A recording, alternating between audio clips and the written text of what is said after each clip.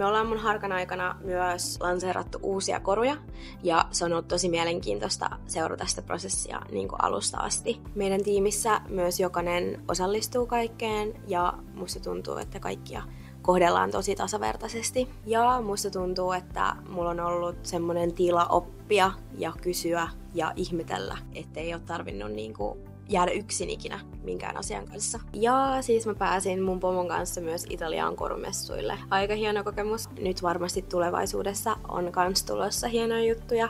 Silloin kun mä hain harkkapaikkaa, niin niitä paikkoja oli tosi vähän. Joten mä laitoin kyllä siis avoimia hakemuksia myös menemään aika paljon. Love Northille mä laitoin myös avoimen hakemuksen ja sitten sieltä tärppäskin. Love North hakee pääosin tällä hetkellä tuotannon puolelle harjoittelijoita ja sit aina välillä myös markkinointiin. Jos joku näistä kiinnostaa, niin kannattaa ihmeessä laittaa hakemus Love Northille. Moi moi!